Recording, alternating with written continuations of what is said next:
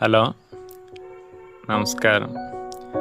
ഞാനിന്ന് പറയുന്നത് മനസ്സിനെ കുറിച്ചാണ്. ശരീരത്തിന് സ്വാഭാവികമായിട്ട് നമ്മൾ ഭക്ഷണം കൊടുക്കാറുണ്ട്. മനസ്സിൻ്റെ ഭക്ഷണം എന്താണ്? മനസ്സിൻ്റെ ഭക്ഷണം ശാന്തമായ തന്നെയാണ്. ശാന്തമായിരിക്കാൻ തന്നെയാണ് ആഗ്രഹിക്കുന്നത് മനസ്സ്. നമ്മൾ എന്തെങ്കിലും പ്രവൃത്തികളോ എന്തെങ്കിലും വർക്കുകളോ കൂടുതൽ ഹാർഡ് വർക്ക് ചെയ്ത് കഴിഞ്ഞാൽ സ്വസ്ഥമായ ഒരിടത്ത് ഇരിക്കാൻ ആഗ്രഹിക്കാറുണ്ട്. അപ്പോൾ തന്നെ വേറൊരു വ്യക്തി വന്ന് നമ്മളെ ബുദ്ധിമുട്ടിച്ച് അപ്പോഴും അസ്വസ്ഥത ഫീൽ ചെയ്യാറുണ്ട്. അപ്പോൾ മനസ്സിൻ്റെ നേച്ചർ ശാന്തമായ ഒരവസ്ഥ തന്നെയാണ്. അതേപോലെ തന്നെ മനസ്സ്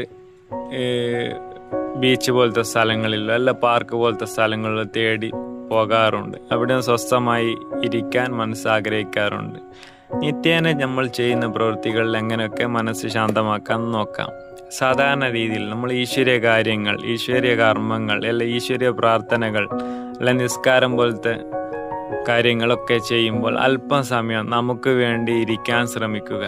ഒന്നെങ്കിൽ നമ്മളെ ശ്രദ്ധിച്ചോ, അല്ല നമ്മളെ ശ്വാസത്തെ ശ്രദ്ധിച്ചോ, അല്ല പ്രകൃതിയെ ശ്രദ്ധിച്ചോ, അല്ല ഈശ്വരീയ ഓർമ്മകളിലോ അല്പസമയം നമുക്ക് വേണ്ടി ഇരിക്കാൻ ശ്രമിക്കുമ്പോൾ തന്നെ സ്വാഭാവികമായിട്ട് അത് നമ്മൾ നിത്യേന ചെയ്യുമ്പോൾ പിന്നീട് അതിൽ തന്നെ നല്ലൊരു ശാന്തതയും സന്തോഷവും സമാധാനവും നമുക്ക് ഫീൽ ചെയ്യാൻ സാധിക്കുന്നതാണ്.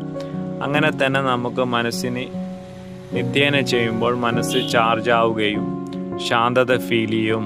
നമ്മൾ മറ്റുള്ള പ്രവൃത്തികളിലൊക്കെ ഉത്സാഹത്തോടെ ഉന്മേഷത്തോടെ ചെയ്യുവാനും ശരീരത്തിന് എപ്പോഴും എനർജറ്റിക്കും ലഭിക്കാൻ വേണ്ടി നമുക്ക് ഉപയോഗിക്കാവുന്നതാണ്.